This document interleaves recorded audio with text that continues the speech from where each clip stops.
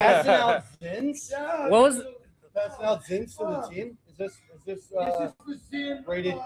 Zin augmented. is with that your caffeine. own like Zin container Yes. too? Yes. Wow, Yeah. dude! Oh Yeah. my Yeah. gosh, Yeah. dude!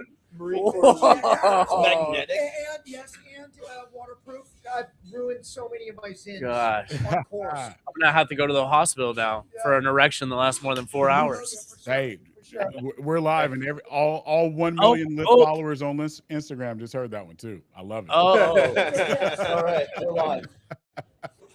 So, Did we have to put the Yeah. E label on it already? ladies and Oh, gentlemen, yeah. welcome to this very special first time live episode of Mick Unplugged. And it's special because we're streaming ahead of America's Classic, the Army Navy game. And today we're celebrating the launch of something special, Battle Tested, the Battle Tested Foundation. All these things are near and dear to my heart. And we have 4 amazing individuals. If you were just paying attention, one of them may have ED that we might have to talk about on the call. I don't know. We're going to do something special. I want to start by talking to my guy, Casey Holiday, and just some of the cool things that you have going on. And then for all the guests that we have, we're going to talk about why this moment is so important to you. But Casey, I want to give you the floor first, man. Like, one, thank you, and I'm honored that you want to do this with us. But let's talk about Battle Tested a little bit. Like, where did it start? What was the framework behind it? And what's the mission that you're trying to accomplish today? No, Mick, I really appreciate it. Thank you so much for having us on your show. This has been incredible. Yeah, so Casey Holiday, chairman and founder of Battle Tested Foundation. I started the Battle Tested companies in 2016 after I had a really rough transition off of active duty. So the whole mission behind Battle Tested was to help other veterans transition. As that company grew, with us focusing on growing the mission and not the organization, the company grew really, really fast. And the foundation is the next step, right? It's the opportunity to give our service members the next level of resources that they deserve. So yeah, to do it with these people as well, I mean, it's just an absolute honor. We have so many great people that have put so much time and effort into making this happen that it's beyond humbling. I'm a kid from a trailer park, and now we get to do all this. So it's just absolutely incredible. Let's go! I grew up in a double wide. Oh, Yeah. tell, dude. Yeah. I love it. I love it. So, I want to go to Rudy really quick, man. Like, Rudy, you do so much. You've gone from the battle to Hollywood, which is another battle. Like, talk to us about your involvement and why this was special for you. Well, I learned yesterday that Casey had talked to another couple of veterans, kind of in my space, of media and/or influencers and such, and nobody really got back to him. Well, Casey made the initiative to reach out to me, and in moments when he expressed what he is doing and what he stands for. Semper Fidelis, always faithful in the Marine Corps. It means always faithful, and so I was just compelled to be a part of something and be in an organization of men and women that really are putting veterans first, and not just with words, and not just with a vacation, but with real tools, so that we can see some action and some effects on the ground in these brothers and sisters' lives. So that's why I'm here. I love it. I love it. Bryson, I think I heard you say you grew up in a double wide, right? So talk to us about from double wide to now. Like, why did you decide to get involved, and why is this so dear to your heart as well, too? Double wide to now is a lot, but why I got involved was Casey reached out. He told me a little bit about his company, and I think we lose a lot of guys from the transition from military to civilian life. And the biggest reason I think is purpose, and he's given veterans purpose. And when you have a purpose, it changes your life. You have a reason to wake up, something that serves humanity in a big way. He's keeping these spaces safe with what he does and employing veterans, and told me a little bit about it. And I was stoked to be a part of it. I think it's real cool what he does. I love it. And Pasha, I know you personally. You're literally one of my best friends on planet Earth. And you're someone, you faced a lot of moments that we would call battle tested, right? So talk to us about what battle tested means for you as well. Well, one is I'm not the only one. Me and Rudy had a long conversation. All of us here went through some battles that only we know about. Yeah. And you know what it means to me is we all know that there's a problem in our community, right? And rightly so. You know, we go, we do things that most people don't do, and then we expect to be taken care of. But sometimes that care is not there. So it's easy to fall into that mindset of a victim. And as a victim, always sees problems and not solutions. So today, with the launch of Battle Tested alongside these men, I see this as such a huge opportunity to start changing the narrative, empower our veterans, help them take responsibility for their lives so then they can take advantage of the resources like Battle Tested. And this is how we'll make an impact on the suicide epidemic that's happening in our community. That's what this means to me. Absolutely. Absolutely. So Casey, back to you, man. Like again, the mission of doing this, of starting Battle Tested, of really saying I'm gonna solve a problem, right?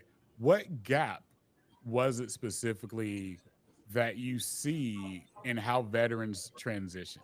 You know, again, getting to spend some time with you in Philly a few weeks ago, or I guess it's been a month now, but it seems like yesterday, right? Like we got to break bread and hang out together. But what gap did you say or did you see that said this is what I need to fill? Yeah, well, Pasha just mentioned something with post purpose. Right? A lot of us, have these missions. And missions Casey, you might have turned your mic off, by the way. Sorry. No, like he was saying, Pasha was talking about the purpose aspect of things, right? The Marines and our service members are such mission-driven individuals that when that uniform comes off, that mission's over, right? Your sense of self is gone, right? We identify as a Marine or a soldier, and now you're a civilian.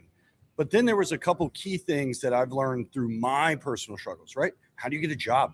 How do you transition the skills of an infantryman to the corporate environment, right? How do you solve your financial issues? You're 22 years old with multiple kids or whatever your situation. Trailer park kid, that kind of goes forever, right? So I had some kids young. When I transitioned out, I didn't know how to get a job. I didn't know what credit or how to solve debt or any of this, right? So no job, financial struggles. Then you take mental health, physical health, and all these other things that you throw financial problems and divorce and all of these things. You start tackling all those problems on together. It's the recipe for disaster. We see it every day, right? We hear about this epidemic of veteran suicide, and we can solve that. Just give them a job, make sure they're financially stable, start working on the longer term mental and physical health, right? The mental and physical health is a forever journey. This dude, if I look anything like this dude in 20 years, oh my gosh, right? It's a forever journey. The mental and physical health thing is forever. But the immediate need is let's give them a mission, let's give them a job, and make sure they're financially stable so they can start taking steps in the right direction. Dude, and that is so important. I know a lot of you out there know that I'm a huge advocate for mental health. I do a lot of things, especially for men, because from a male perspective, saying you have a problem and asking for help kind of goes against our grain. It goes against our mentality a little bit. And I can't imagine being a veteran, a former soldier or a soldier, and then coming to grips and saying, I need help. And I don't care which one of you want to start this conversation, but I want to have this conversation on why we should be okay saying we're not okay. And to me, that was my first step of I don't have to be tough all the time. I can admit when I just don't have it in me today or I need help. Whoever wants to start that conversation, Rudy, go ahead and start that conversation. Yeah. There's few reasons what made it really hard for me. Well, one is at first I didn't even know that I wasn't okay, right? So there's lack of awareness because there's just you don't know mental health issues, they sneak up on you. It's much different than physical health. And first you're not aware, then you're like, there's something there, but it's probably just going to go away. So then you're in denial. And then when you get to that stage, like, I need help, then you're afraid of the stigma. You're afraid what people will think. And I'll tell you, me and Rudy, again, we had a long conversation, but it was easier for me to drive myself to ER and check myself into the psych ward than to pick up the phone and reach out to a buddy. There's just something about it that's just very challenging. And I've done a lot of challenging things. We all have, but that asking for help from somebody that I love and trust was not one of them that I could do. Brother, if I could share, it's a very multi-layered and complex it's a very, very deep subject for men that have endured so much physical, mental, emotional pain to become excellent at their work, which is an aggressive work, which is a calculating work, and a work that requires one to put empathy, compassion, and mortality to the side. And that's the best thing you can do when you're running operations, is to be clinical and cold, because you make the hard calls. If you get emotional about suffering blood and death, then we would collapse out there. These men here we would have collapsed out there. So we find that the most humanist thing we can do as professional gunmen is to be clinical and cold, marshal our skills and our men, and do things at the extreme. Well, after you do this professionally for a long time, it rewires the brain and the nervous system. I still have struggle with sleeping every night because I'm used to working at night. I'm used to inserting at night. And if I do not work physically hard, mentally hard, and look after my attitude, I still struggle to this day sleeping. So to attack this kind of pain or problem that we have, it's multifaceted. And then we've not even talked about survivor's guilt, and that many of our brothers that have been mortally and horribly wounded, and then the brothers that are gone, and then the wives that never get to see their husbands again, and the children that were born while we were fighting, and they're gone. So then when we start to hurt, we feel like we're the last person that should ask for help, and that we don't rate. And what we're just doing the very best we can to change that narrative completely, because every one of us is worth it, and the families that we affect and that we're a part of are worth it, and our nation is worth it for us to get our help. Absolutely. Yeah, to piggyback off of what these guys are saying, I think Rudy's right. There is a level of detachment that's necessary to do this kind of work. But the opposite, when you get back to being a civilian, you need the empathy, you need the compassion to function in society. So, and we're not really taught to reintegrate these things. You know, you leave and you go through like a 3-day separation course that is honestly not enough. And you get out and if you talk to somebody like we just talk to each other in the military, they're never going to talk to you again. It's like, we've all had struggles with that. Yeah. To be honest.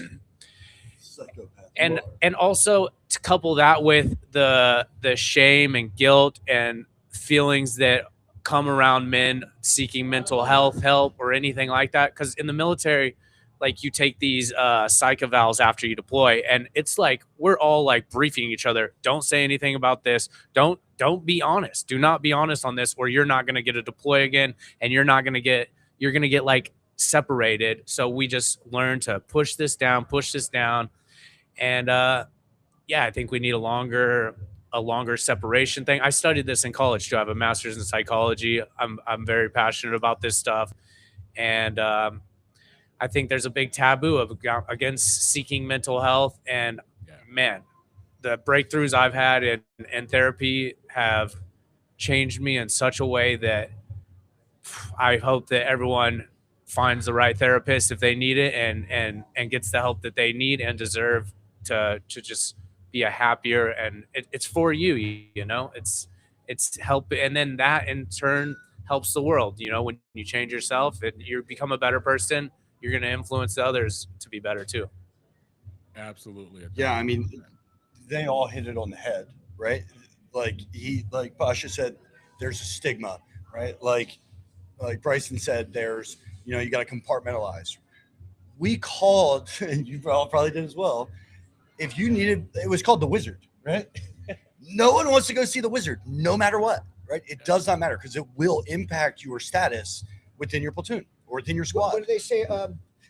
Hey, are you sick, lame, or crazy? Are you sick, lame, or crazy? And we're like, no. No. So that's the last thing we talked about mental health. Yeah, when we were in the The problem was it was D, all the above. We were sick, lame, and crazy. Yeah, right? we were. Yeah, we were. We were all of it. Yeah, and you know, especially for those that, you know, fortunate and unfortunate have had to experience like combat and loss, right? Yeah. It is awful. It is horrible, and we're seeing it at a young age, right? Like Rudy and I were talking about. I was in Brahmati when I was 18 years old. We got in our first gunfight when I was 18 years old, right?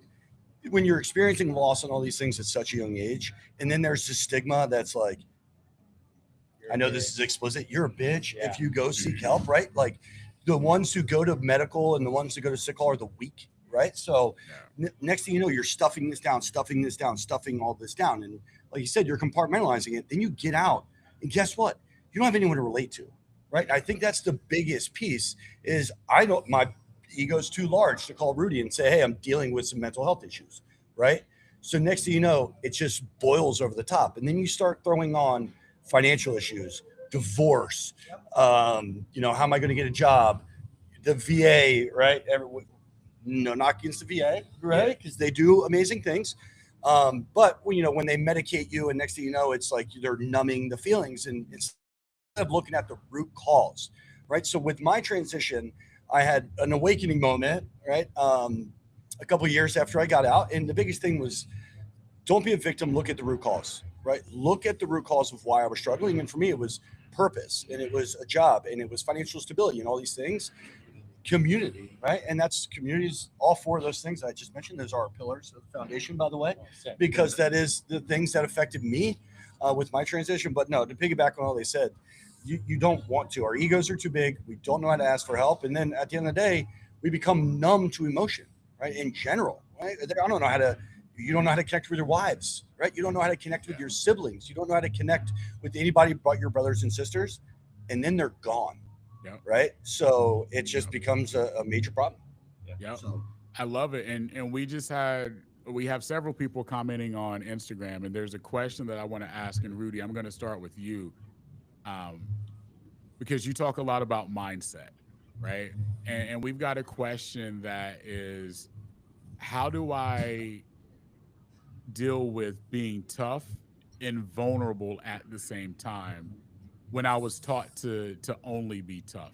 How do I add vulnerability and be okay with being vulnerable? And you know, the term vulnerability, there's the first thing I think of is like when a dog rolls on its back and shows the belly.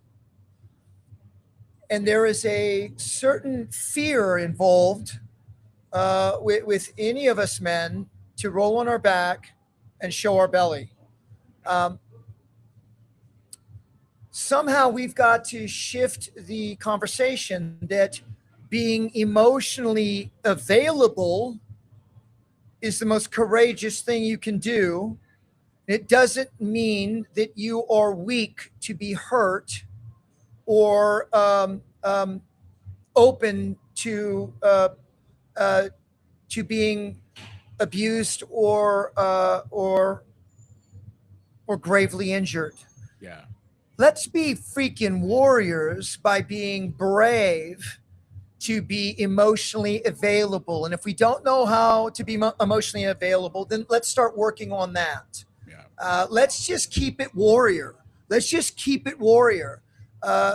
Being switched on for your family and your friends, being switched on for yourself when you look in the mirror and say, man, today's a freaking great day.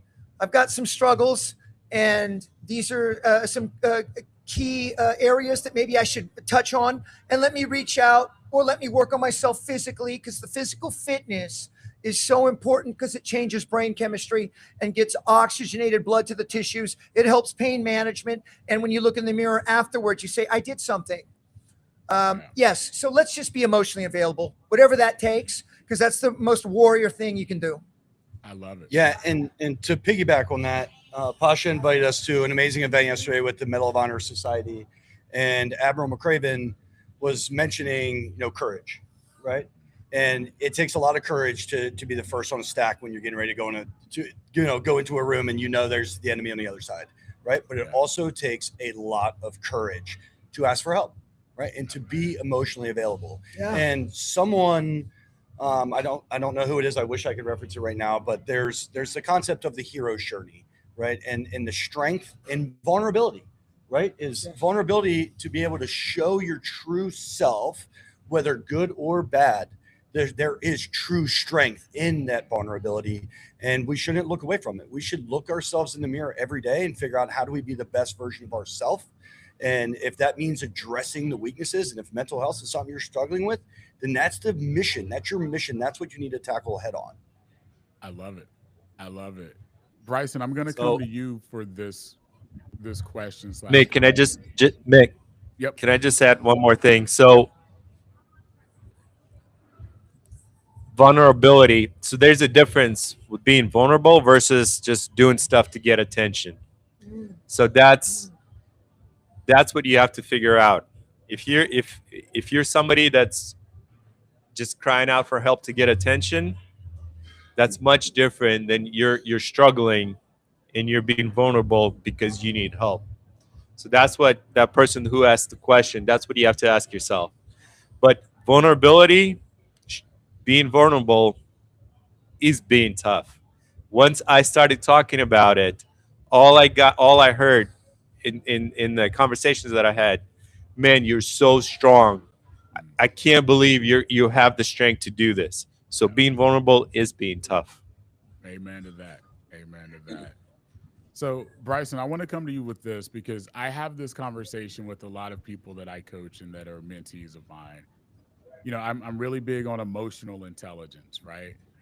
And a lot of times people think empathy is weak, but what they're really thinking about is sympathy. So I tell people I can be empathetic and not have to be sympathetic, right? Being empathetic means I'm going to listen.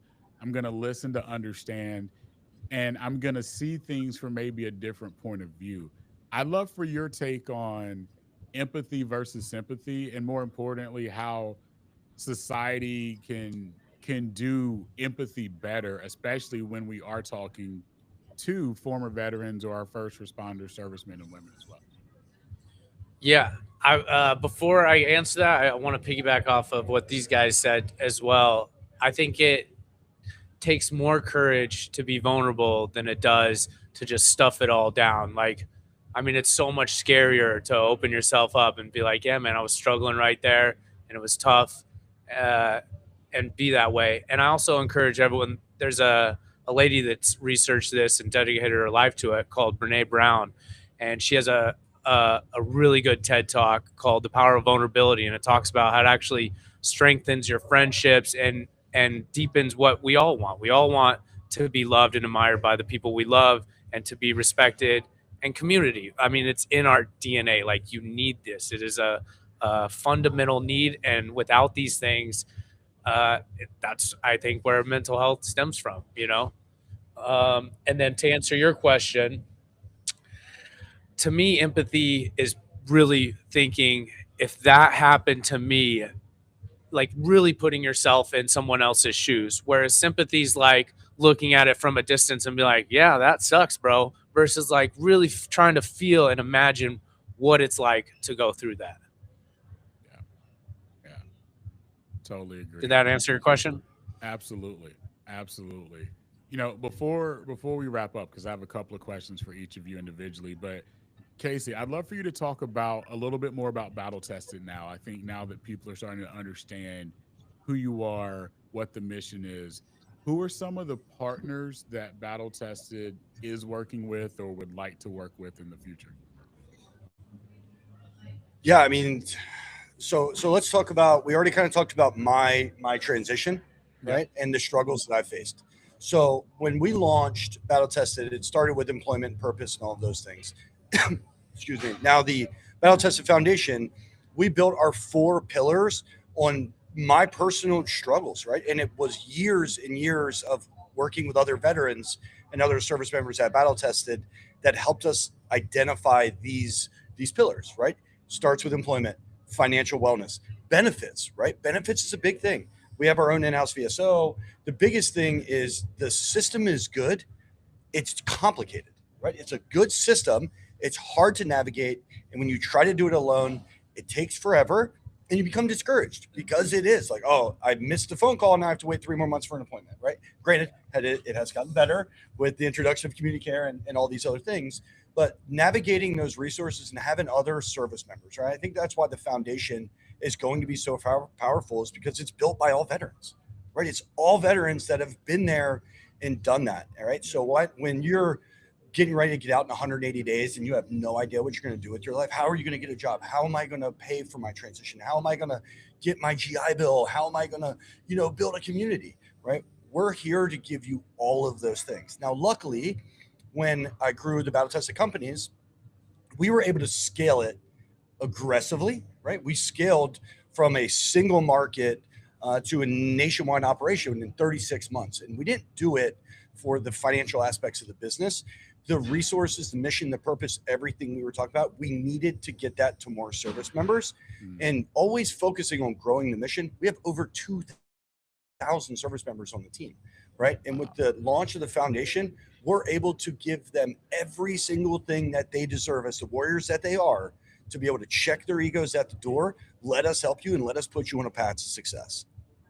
And if I could add something real quick, Mick,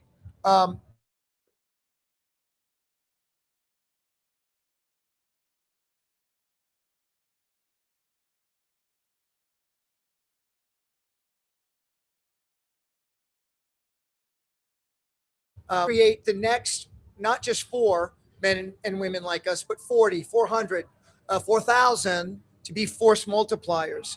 There is no arrogance or individual ownership about mental, physical health, and veteran and warrior transition. It's for all of us and our families too. That's our hope, that we're doing this work with you too, Mick, to get that message out. It's for all of us. And look at our example, and then you take it forward. That's it. Wholeheartedly. Casey, how can people get involved with We can't hear you. We lost audio. Oh, I think we lost audio too. Or did that Jeremiah, die? can you hear me? You can We hear me, can't hear you. The Jeremiah? audio went out. How loud is that computer? Okay. Stand by. We have the audio tech, video No problem. tech, We're and live, ladies marketing and tech, gentlemen. and This social is media what tech, happens when we're live. and all the techs working on this right now. It's all right. It's just one guy, Captain Jesus, behind the camera. Captain Jesus. Well, while they're getting this out, I want to make sure everybody goes to battletestedusa.com. That's how you know it's live. Battletestedusa.com. That's where you can I definitely like the find setup, out by the more way. on JBL Battle on the Tested. floor in the And back we'll of the make sure bar. that we have links everywhere as well too. But don't go away. I'm gonna get these guys to give me their pick for the Army Navy game today, and a score predictor as well too. You can't just pick a team; you got to pick the actual score. Guys, are we live? Can you hear me? Jobs. Maybe No, speakers a little louder. still just me. No problem.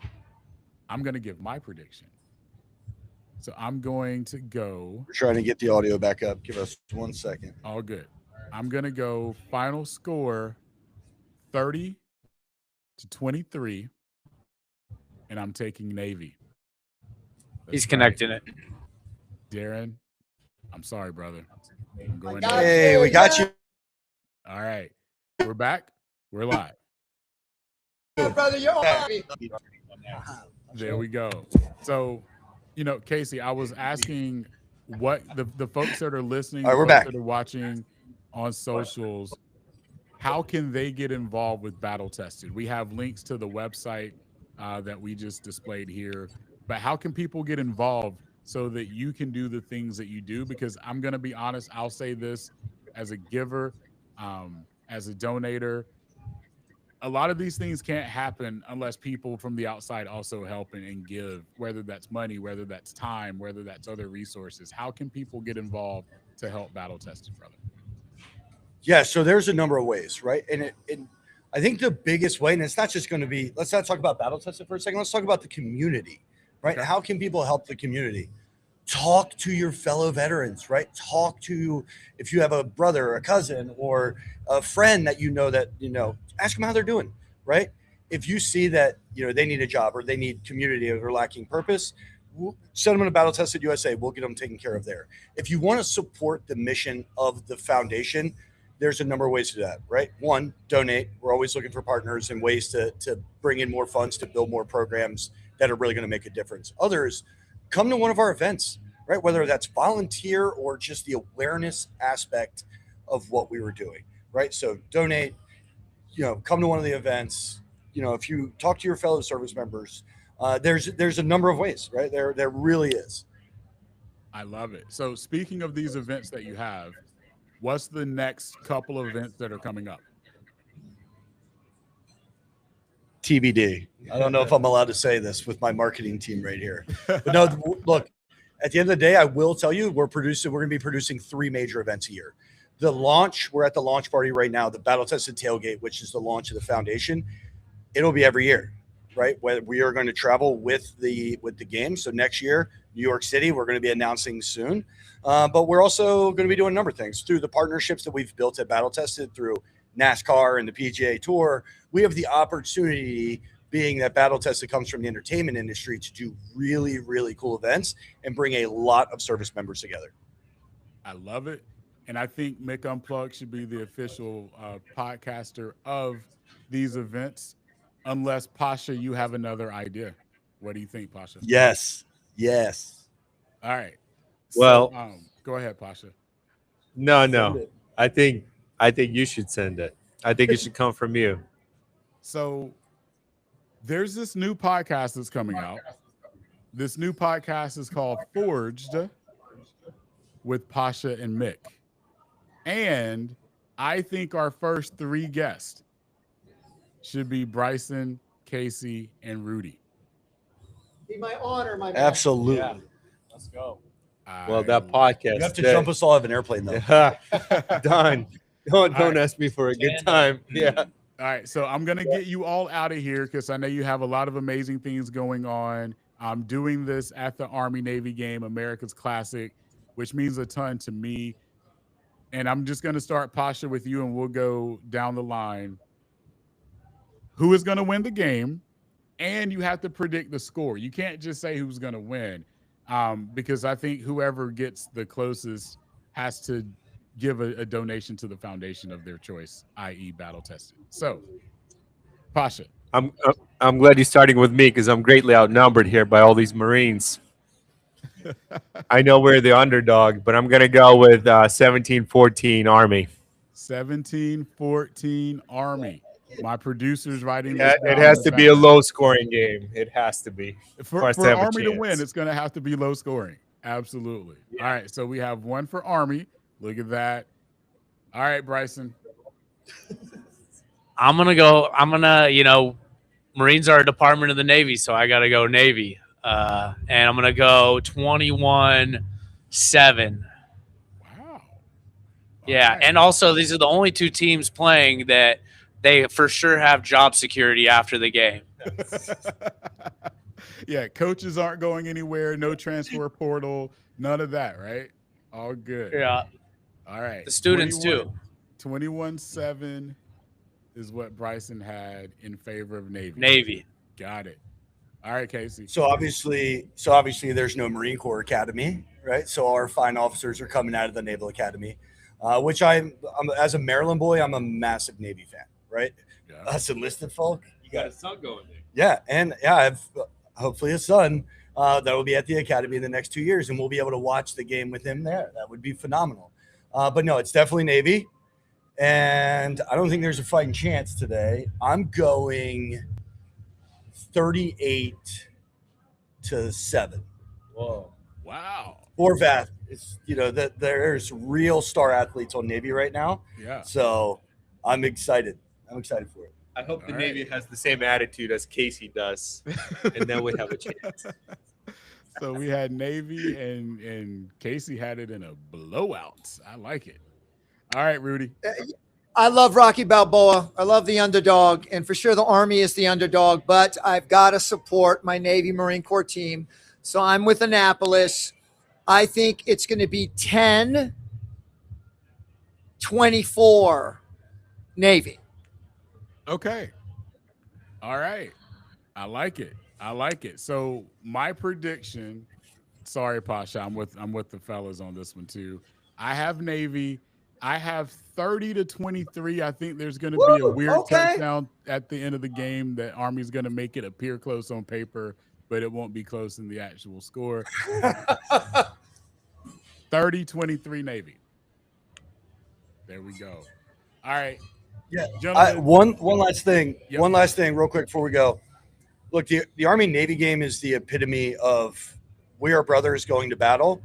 For this 60 minutes, right? This 60 minutes, we are battling each other, Yeah. right? But the fact that the minute that game is over, just like we're all sitting here today, Army, Navy, Marine Corps, Air Force, Coast Guard, and there's those Space Cats. But the way that, we all are competitive rivals all the time, but at the end of the day, we're still brothers, and we're going to support each other on and off the field. One team, one fight, brother. One team, one fight. Amen. Amen. America. Yeah.